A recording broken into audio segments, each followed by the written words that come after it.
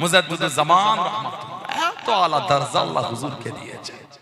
আল্লাহ ওনাকে মুজাদ্দিদ করেছেন, বলুন সুবহানাল্লাহ।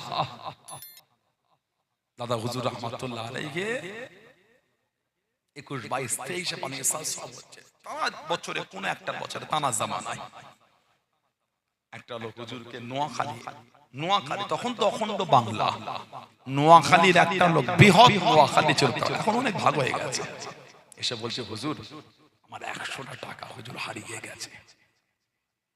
তখনকার 100 টাকা মানে বিরাট ব্যাপার, এখন 100 টাকা মানে কি বিরাট ব্যাপার, এখন বিরাট ব্যাপার, জান নেই তার কাছে বিরাট ব্যাপার, জান নাই তার কাছে কি। অনেক সময় বাস ভাড়াটা পকেট থাকে না, 30 টাকা বাস ভাড়া, 5 কিলোমিটার হেঁটে দিলে 25 টাকায় কাজ মিটে যাবে বলে। কত লোকের রকম আছে জানেন আপনি? হাওড়া থেকে আপনার ধর্মতলা থেকে হাওড়া, ধর্মতলা থেকে শিয়ালদা অনেক লোক হেঁটে যায় পয়সা যাওয়ার জন্য। এখনো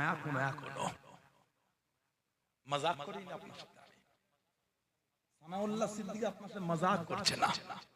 এখনো অনেক লোক আছে কালিয়ানি গ্রাম থেকে সেই সন্ডালিয়া রেল স্টেশনে সাইকেল নিয়ে চলে যায়, বাসে, টেকারে, টোটোতে, অটোতে পয়সা বাঁচাবার জন্য। কি ভাবছেন আপনি? এখন 100 টাকার অনেক দাম, বেশি আছে তাও নয়, যারা উল্টো পাল্টা খরচা করে তাদের দাম নেই, তাদের বেশি আছে তারাও 100 টাকার কদর দেয়। কোটিপতি লোকটাকে দেখবেন ছেঁড়া জামা পরে ঘুরে বেড়াচ্ছে, কোটিপতি লোকটাকে দেখবেন ছেঁড়া জামা পরে ঘুরছে, নাই কিছু কিছু আছে মিডিয়াম কোয়ালিটি, এক এক দিন এক একটা স্টাইল। কেন হাত দিলি, ভাঁজ পড়ে গেল? ছোটবেলায় সে বলতো দাদার ছেলে না, কি আর বলে না, পালকি চড়ে, আচ্ছা বাচ্চারা ছোট প্রবাদ বলতো না,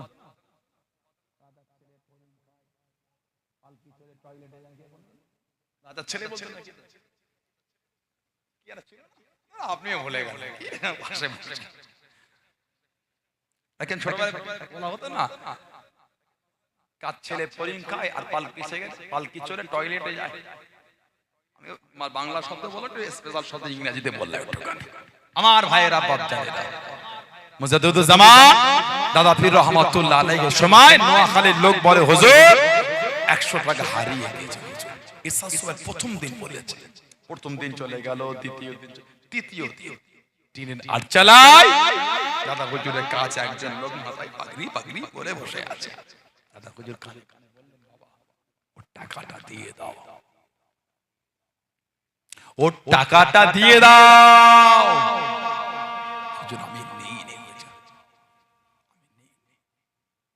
ওর টাকাটা দিয়ে দাও। বেয়াদবি করছো, পালকির মধ্যে যে টাকা আছে, পাগড়ির মধ্যে যে টাকাটা রেখেছো, পাগড়ি ওটা দিয়ে দাও, না হলে কিন্তু পাগড়ি থেকে বার করে নেওয়া হবে। তারা দিয়ে সরে গেল। দাদা হুজুরকে আল্লাহ পাক জানিয়ে দিলেন, বলুন সুবহানাল্লাহ। জোরে বলা গেল না? ঈসা সাহেবের রান্না কম পড়ে গেল, এত মেহমান হয়ে গেছে, রান্না কম পড়ে গেল। আল্লাহর নবী আমার আপনার দাদা পীর মুজাদ্দিদুজ জামান রহমাতুল্লাহ আলাইহি বাবুর্চি খানা চলে গেলেন, রান্না জায়গা চলে গেলেন। ও বাবা বাবুর্চি, রান্নার উপরে, খাবারের উপরে চাদর দিয়ে দাও বাবা, কাপড় দিয়ে ঢেকে দাও বাবা, কাপড় দিয়ে দাও বাবা। কাপড় দিয়ে ঢেকে দেওয়া হলো, সমস্ত কাপড় তুলবে না বাবা, একদিক থেকে অল্প করে তুলে অল্প করে নিয়ে মেহমানদারি করো বাবা, মেহমানদারি করো বাবা। ও যুবকেরা, আল্লাহ পাকের হুকুমে সমস্ত মেহমানদারি হয়ে গিয়ে খাবার খানা বেঁচে গেল। জনে বলুন সুবহান, আর একটু জনে বলুন সুবহান। কত লোক, খাবার কম, দাদা হুজুর দোয়া করলেন, সব তুলুনি বাবা, চাদর ঢেকে দাও, একদিকে তুল অল্প অল্প করে খুলে বার করে দাও।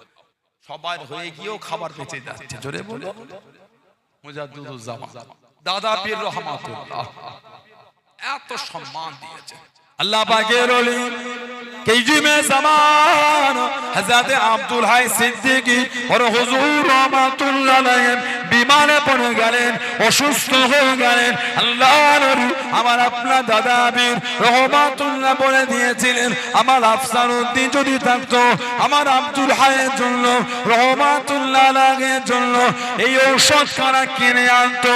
ও যুবকেরা, আফসারউদ্দিন সাহেব কলকাতা নিউ মার্কেটে ঘুরতে ঘুরতে দাদা হুজুরের গলার আওয়াজ পেয়ে গেলেন, দাদা হুজুরের গলার শব্দখানা পেয়ে গেলেন। ও বাবা আফসারউদ্দিন, আমার আব্দুল হাই রহমাতুল্লাহ আলাইহি বিমারে পড়ে গিয়েছে, এই ঔষধটা আনো বাবা, এই ঔষধটা আনো বাবা। আফসারউদ্দিন রহমাতুল্লাহ আলাইহি ওই ঔষধখানা কিনে ফুরফুরা শরীফে চলে গেলেন, দরবারে চলে গিয়ে ঔষধখানা দিয়ে দিয়ে আল্লাহ পাকের ওলি, আপনি কি আমাকে ডেকেছেন হুজুর, আপনি কি আমাকে ডেকেছেন হুজুর? আল্লাহর ওলি মুজাদ্দিদুজ্জামান জানিয়ে দিয়েছেন, ও বাবা আফসারউদ্দিন, আমি খালি বলেছিলাম আমার আব্দুল হাই অসুস্থ, আমার আব্দুল হাই অসুস্থ। রহমাতুল্লাহ আলাইহি আমার আফসারউদ্দিন রহমাতুল্লাহ যদি থাকতো আমার বড় ছেলের জন্য এই ঔষধখানা আনতো। আল্লাহ পাকের হুকুমে ফুরফুরা শরীফের জমিনের কথাখানা কলকাতা নিউ মার্কেটে আফসারউদ্দিন রহমাতুল্লাহ আলাইহির কানেতে পৌঁছে গিয়েছিল। জনে বলুন সুবহান, আর একটু জনে বলুন সুবহান। দাদা হুজুর ফুরফুরা শরীফে বলছেন, উনি কলকাতায় শুনতে পাচ্ছেন। সেই দাদা হুজুর মানে কারোর দিকে তাকাবার সময় নেই আমার। অন্যকে কেন গাল দেবেন আপনি? কে কে দল মানে, কে কি মত মানে, ওটা তার ব্যাপার। আমি কি করব? আমি আমার জায়গায় মজবুত। অন্যকে গাল দেবার সময় নাই, কাঁধে তুলে লাচালাচির সময় না। আমি দাদা হুজুর মানি, আমি ফুরফুরা শরীফ নিয়েই ব্যস্ত। এই মুরিদ হন।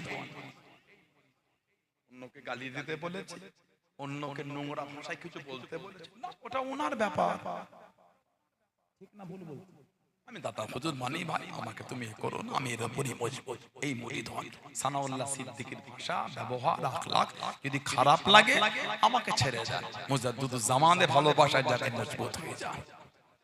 পাঁচ হুজুরের মোহাব্বতের জায়গায় মজবুত, আব্বা জান চাচা জান মুরব্বি হুজুরদের মানার জায়গায় নিজেকে মজবুত রাখেন। আল্লাহ আমাদের কবুল করেন। আল্লাহ আমাদের শুনে বলে বেশি বেশি আল্লাহ আমাদের তৌফিক দান করে। বলুন আমিন, বলেন আল্লাহুম্মা আমিন। ছেলেরা, ভাইয়েরা, তরুণেরা, যুবকেরা নামাজি হয়ে যান, নামাজি হয়ে যান, নামাজি হয়ে যান। আমার মায়েরা, বোনেরা নামাজি হয়ে যান। নামাজ ছাড়বেন না, নামাজ ছাড়া যাবে না।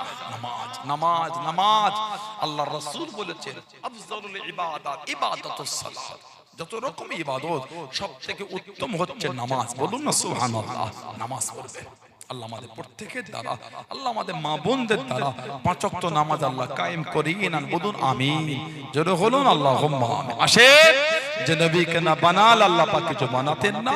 যুগটা ইয়ামে জাহেলিয়াত, অজ্ঞতার যুগ, অন্ধকার যুগ। নবীজির আব্বা জান হযরত আব্দুল্লাহ রাদিয়াল্লাহু তাআলা আনহু, আম্মা জান হযরত আমিনা রাদিয়াল্লাহু তাআলা আনহা, সেই নবীর ভালোবাসায় মোহাব্বতে আল্লাহ পাকের সামনে দাঁড়িয়ে আমরা একটু সালামের তোহফা, সালামের নজরানা জানিয়ে দিই। সবাই আদবে ওঠে, সবাই ওঠে, সালাম পড়ে নবী